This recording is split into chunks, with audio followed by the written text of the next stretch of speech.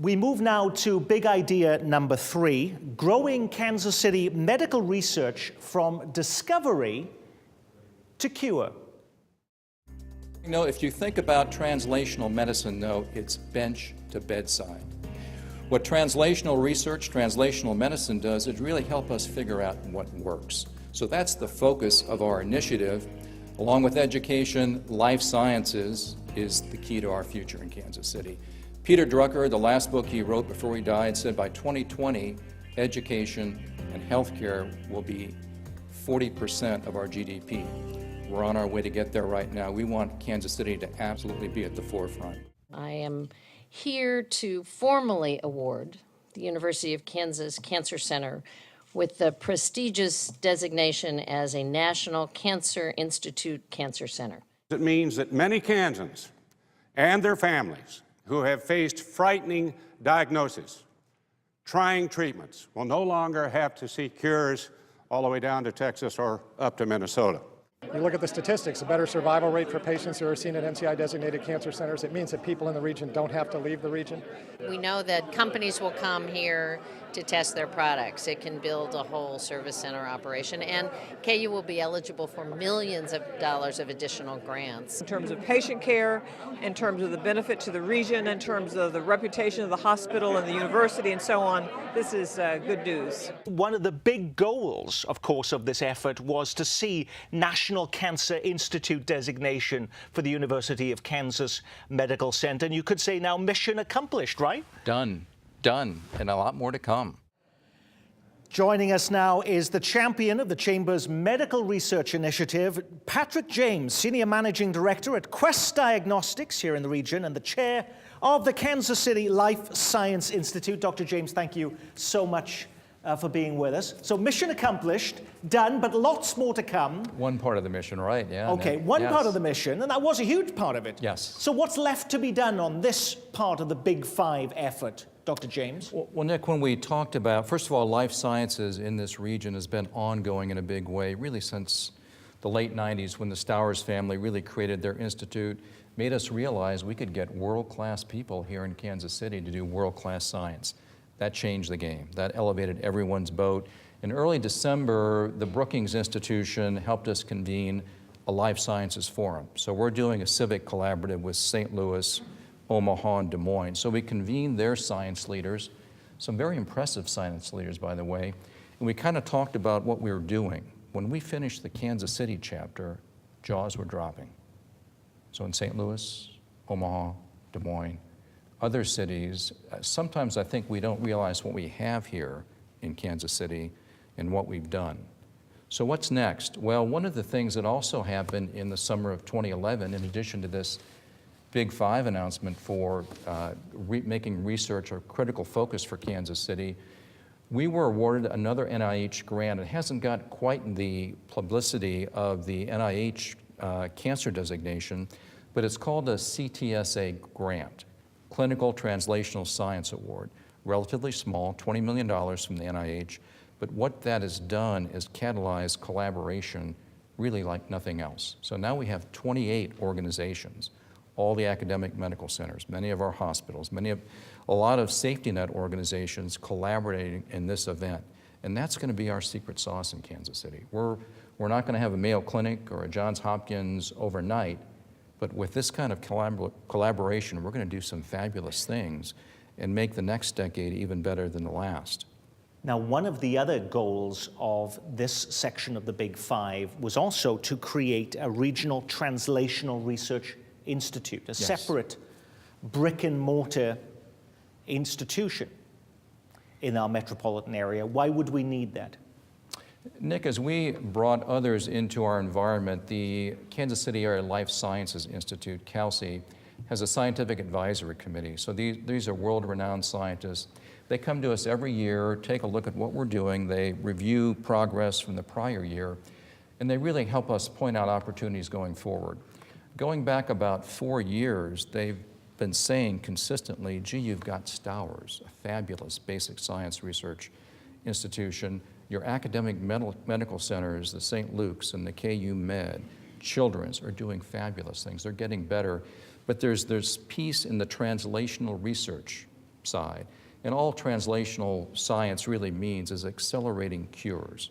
So taking that basic science and getting it to the bedside more quickly.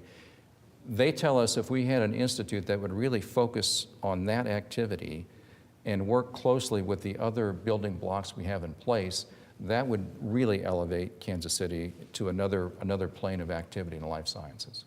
Is that one of the big pushes now? That's something we are focusing on. That's kind of the what, how we make that happen. We're looking at a lot of different options, but that's part of our vision, yes. Yael Abahalka, writing in the Kansas City Star in January, talked about the potential for a research tax that people would be voting on. Would it be for this particular institute? You know, like that would be the thought. Again, JCERT has been such a great development on the Kansas side. An initiative like that on the Missouri side, we think would really be a fundamental stepping stone to this kind of institution.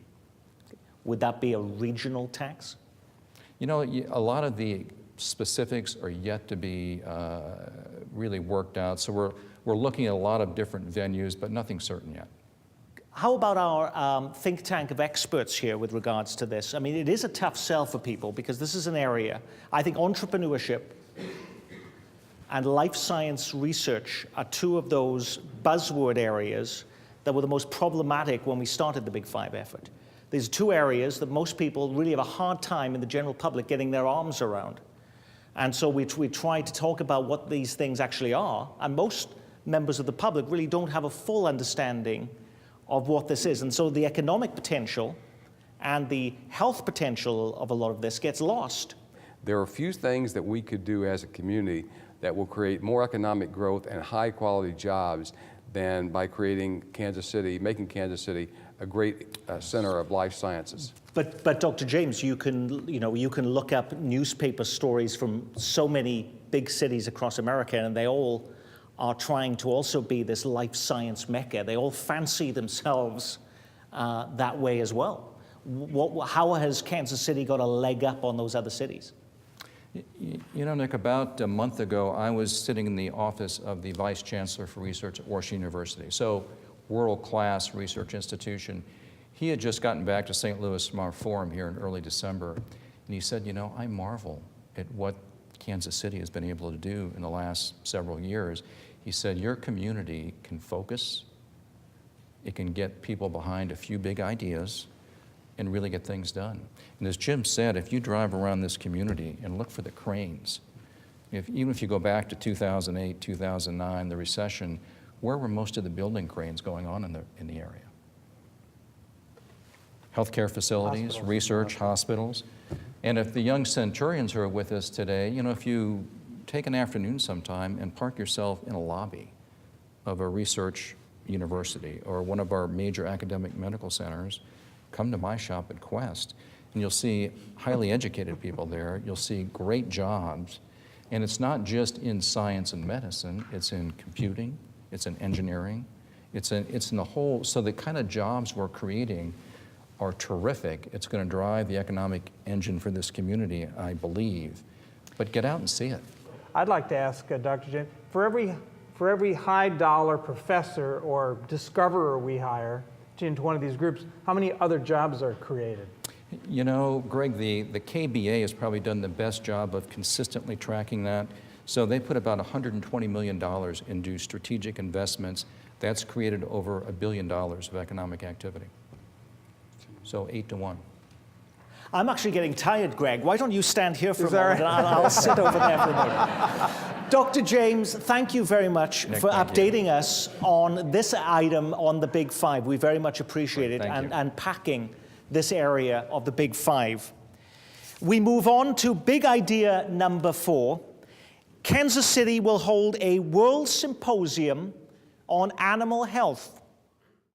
We have the largest concentration of animal health interests, public, private, commercial research in the world between Manhattan and Columbia and St. Joe, with Kansas City as the hub. It is our time to get it right and to now take this Big Five to make what is good in our region even better. We own the category as the world's leader in the animal health market and the brand as the animal health corridor. Rarely do you find that opportunity in a community, let alone globally. You headed Sprint, then you were heading the University of Missouri university system. How did you get roped into this championing of animal health? It was one of the combinations of raising my hand and at the same time, the opportunity to work with the community on something very important. So I was asked, but I also volunteered. So a great opportunity. It is the place for animal health. KC's Animal Health Corridor. Welcoming the best of the best. Major companies, universities, and a large list of talented service providers and suppliers. 1/3 of the global animal health industry. More than 13,000 people employed. Over 220 companies and growing, including 70 global headquarters. The largest single concentration of animal health interests in the world. Kansas City Animal Health Corridor.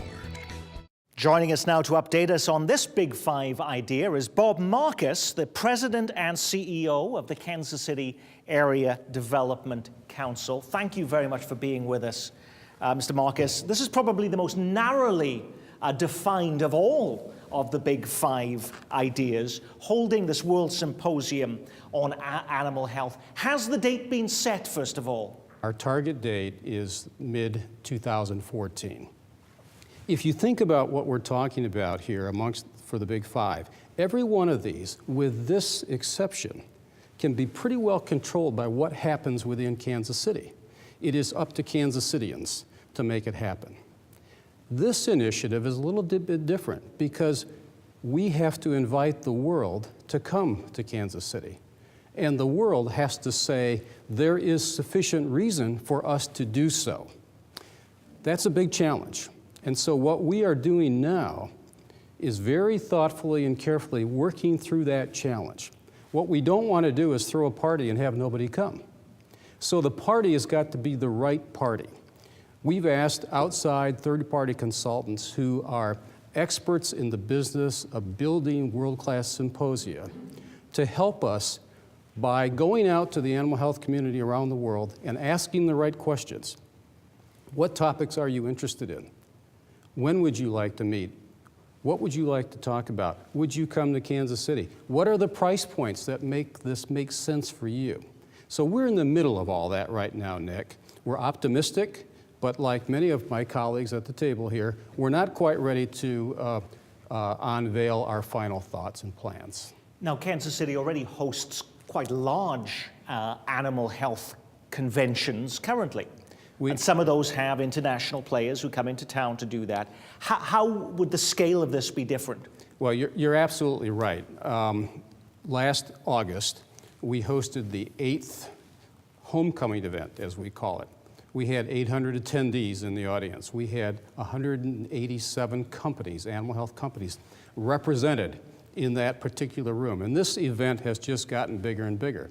The next day, we hosted the 4th Investment Forum.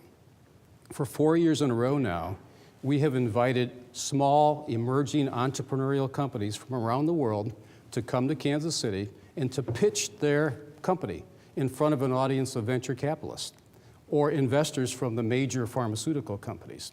And in that 4-year period of time, we've helped to raise over $60 million that has gone in and it has been invested in these entrepreneurial firms. So we're working with big business, we're working with the emerging entrepreneurs, and that has all been going on. What we hope to do is take all of this great foundation and take it to another level. We believe that the topic that is really going to resonate has to do with innovation. So you've chosen the date, but you haven't invited the people yet? Yes, that's correct. Okay. Have you chosen a venue? We have not chosen the venue. Okay. So what would happen? Other than Kansas City. We know it'll be there. Other than Kansas City, okay, alrighty. So I don't want you to worry, Nick. It will be in Kansas City. But it's definitely going to happen. It's going to happen. Well, let's be careful how we answer that. Okay. Remember what we said. We've asked folks who do this for a living to go out and assess the opportunities that are available to us and to do it on a commercial basis. Simply because we say we're going to have this big event doesn't mean it will happen unless we have people that come to the event. So we have to make this thing work. We have to craft it carefully. So I'm very optimistic that it's going to happen, but I'm not going to guarantee you that the sun will come up tomorrow, Nick. I'm very optimistic, but I won't guarantee it. But the dream of doing this, though, and the goal, if all of these people were to come, is what for Kansas City? How would we benefit as a community if this were to happen? That's an excellent point, because the end game is not simply to hold a world symposium on animal health. The end game is to further grow the regional economy of Kansas City in an area where we have preeminence. About a third of what happens in the world in animal health can be traced back to Kansas City. So we want to build on our strengths. We want to take that third and turn it to 40% or 50%. Yeah, and most people, and we talked about Dr. James when we were talking about the life sciences, and I said most people in the general public have really very little understanding what's happening in the life science area, and he can talk about all the cranes and everything that's happening. We have very limited knowledge if you're not in that area. And we can say about how many fabulous scientists and all the great things that are happening. The general public has low recognition.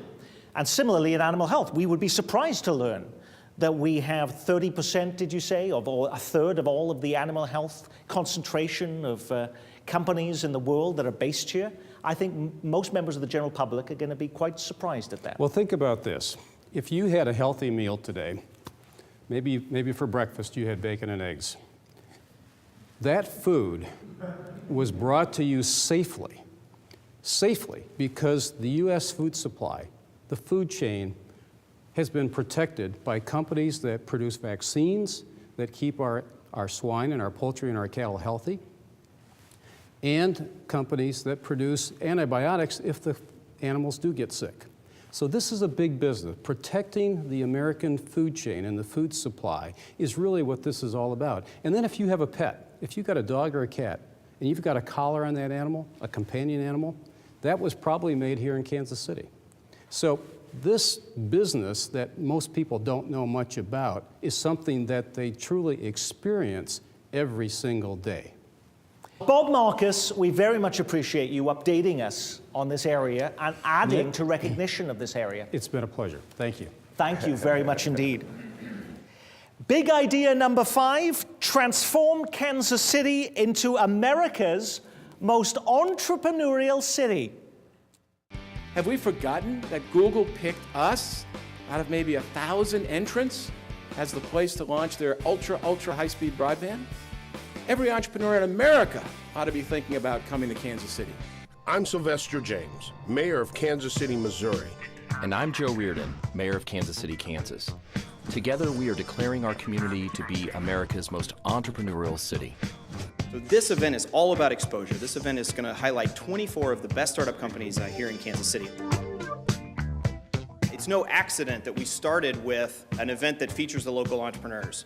We wanted to get down to the real people who are doing it, the people, the risk takers, the people who have quit their day jobs, put their lives on hold so they can start a company, cashed in IRAs. We really wanted to start with the real entrepreneurs in the room.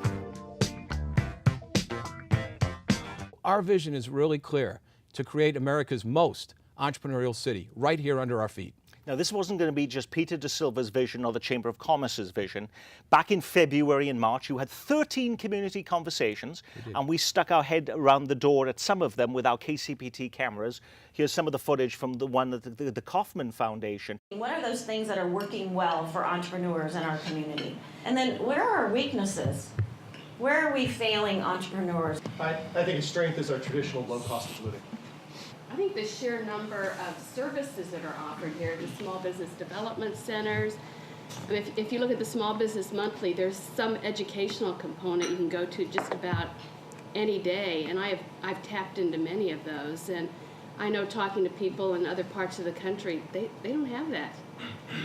It seems like we do have a wealth of startup assets here to get people going, but I find there's that gap where there's this natural handoff. How do we get a startup from 5 to 50 to 500 people? Man, it's tough.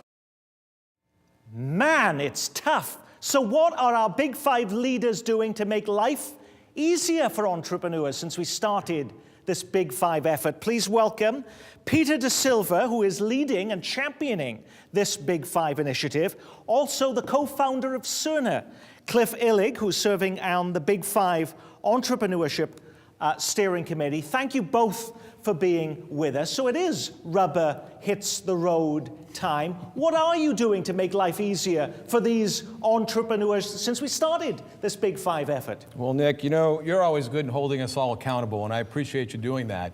We don't have enough time for me to list everything that's going on in Greater Kansas City in the Entrepreneurship Initiative, but let me highlight a few if I could for you. Number one, we did hold those 13 community conversations, and those were very helpful to us in understanding the current state of our entrepreneurial ecosystem. And we heard about strengths, and we called them non-strengths. On the strength side, it's very clear, those services that were described. We have an array of services in this community like none other in the country. When I heard on the non-strength side, we heard funding. You know, funding's an interesting dilemma for us. I can tell you this after exploring this at some level. There is adequate funding in Kansas City in order for us to do what it is we want to do and support our entrepreneurs. But it's fragmented. It's not pulled together in any meaningful way, and Cliff and myself and others are working to make that a reality. But let me talk about a couple other things, because I get real excited about this in case you can't tell. You know, we went off and did 3 Dealmaker dinners. I've hosted 75 folks at the Kauffman Foundation over 3 dinners, and I've asked every one of them, do you know the other deal guys in the room? You know what they say? No, never met these folks. Don't know what they're doing in town. And so we're trying to pull that fragmentation back together on the Dealmaker side as well as on the services side for our entrepreneurs. Have you heard of Million Cups yet?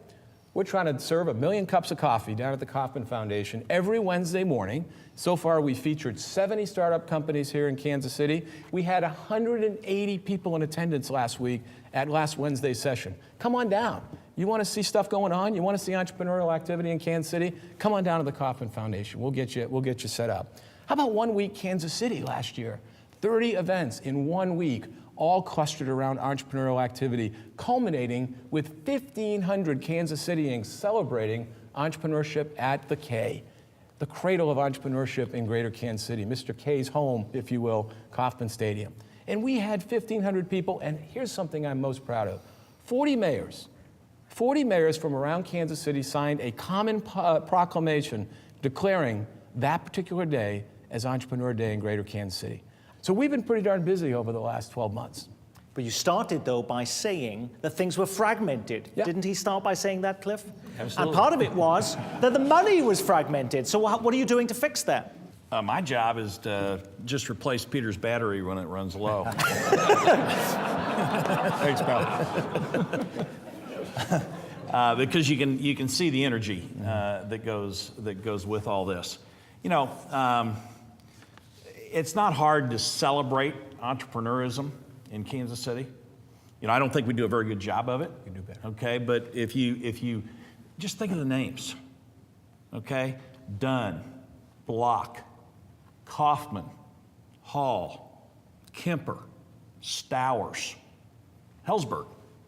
Think of those names and what those names and that generation of entrepreneurs did for Kansas City, and what the companies and the jobs, what they did for our economies, and what they did for our civic infrastructure, what they've done for our education, the Block School, okay, the Kauffman Foundation, the Stowers Institute. Think about what entrepreneurism has done for Kansas City in the past. And so a big part of what Peter's focusing on and what this whole initiative needs to focus on is, we've got a tremendous list of assets, okay, that are already here that can be applied on stimulating that next generation.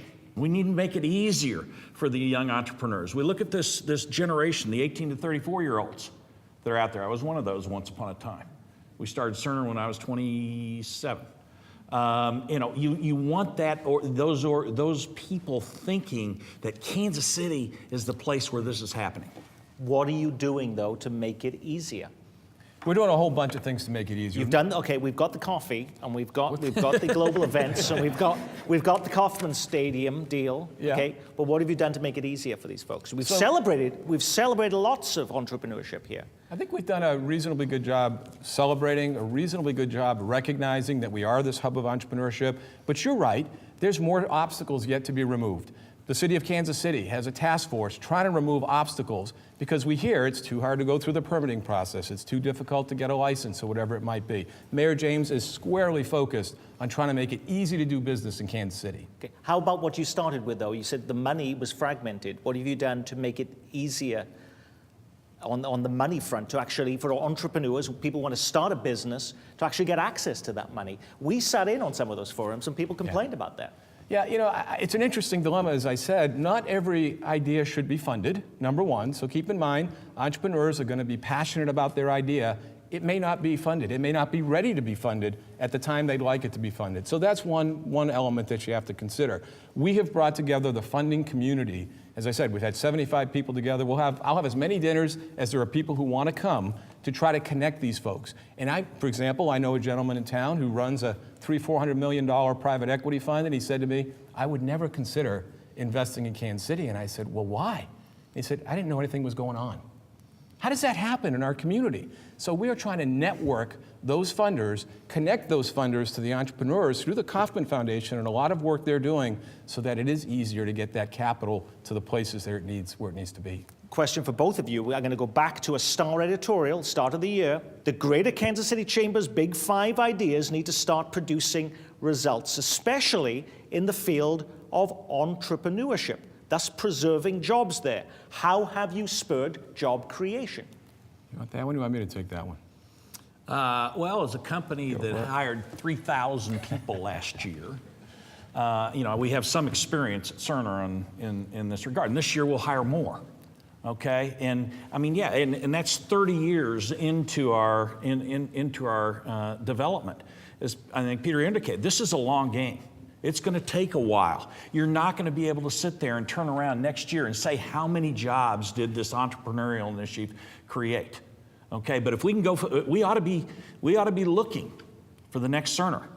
And as Bob Marcus and I have talked about a lot of times, hey, if you're going to find one good one, you got to be working on 50. Right. Okay, and so we have to create an environment where those 50 feel welcome. This is a long-term initiative, and if you are looking for immediate gratification and satisfaction, this isn't the initiative for you. But if you want to look back 10 and 20 years from now and say, this was the moment where we created an environment that was the catalyst for the next hundreds of companies to be formed in Kansas City, this is that moment. And we're trying to be that catalyst, if you will. Are you aware of what's going on in Houses for Hackers? Have you heard of this? I've never heard. Houses for Hackers going on right here in Kansas City, started by Ben Barrett. And what's he doing? He bought a house. And he's got access to one of the world's great resources right now. It's called Google Fiber.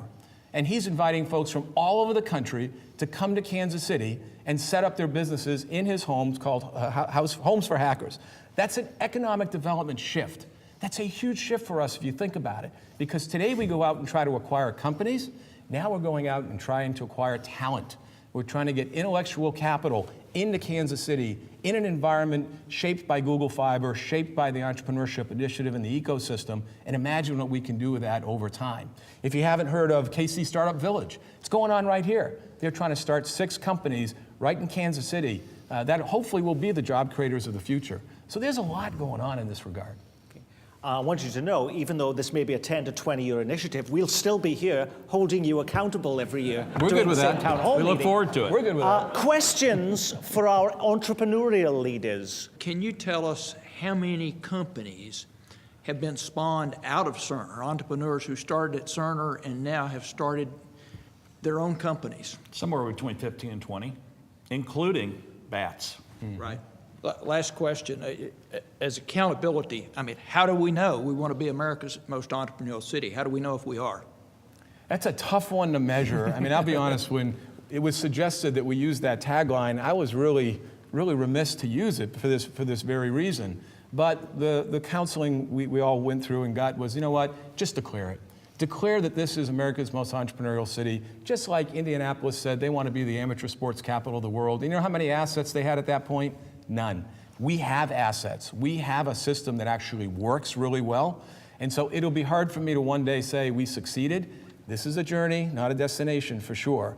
And so stick with us. You will see great things come from this initiative, but more importantly, look for the companies that get created that are here 5, 10, 25, 100 years from now. Then you'll know we were successful. Thank you very much. Final thoughts from our SAGE think tank, starting with you, Jim Heater. I think one of the things that we did to set this apart from other similar initiatives is that we chose champions. We chose people whom I said back on September the 13th of 2011 when we kicked off the Big Five initiatives. These are people who have the word failure nowhere on the resume. They know how to get things done. I think your viewers have seen that in this program. These are people who know how to get things done, how to make things happen, and that's why ultimately I'm confident we will succeed in implementing for Big KC each of the Big Five initiatives. Greg Graves. First of all, a big thanks to Nick Haynes and Kansas City Public Television. You can't cover an issue like this in a 30-second video or soundbite. And it takes an organization like this to keep us on the ball and to make sure that greater Kansas City sees that good things are happening. And then I want to say a thank you to my friend Jim Heater, who went through this process knowing that after a year I got to leave. But knowing that his future at the chamber and with these next chairs was dependent on accomplishing big, big things, and I couldn't be happier. And he left, and you are now the man in charge. That's Russ. right, Nick. Well, Jim's here too, and he's a great partner. But I have a couple of observations. One, we, like you and your viewers and all of Kansas City, are looking for tangible results from the Big Five, and we're holding ourselves accountable, as I know you are. Second, I emphasize the big part of this five. It's not the five. This isn't a stoplight on a boulevard or a shorter form at City Hall. These are big transformational ideas that are complex and going to take years.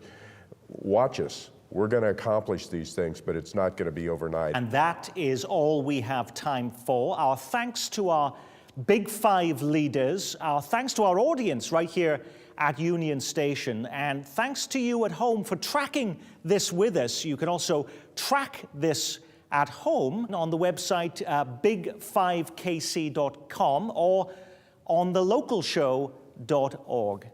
I'm Nick Haynes from Kansas City's gathering place in the heart of Kansas City. Good night.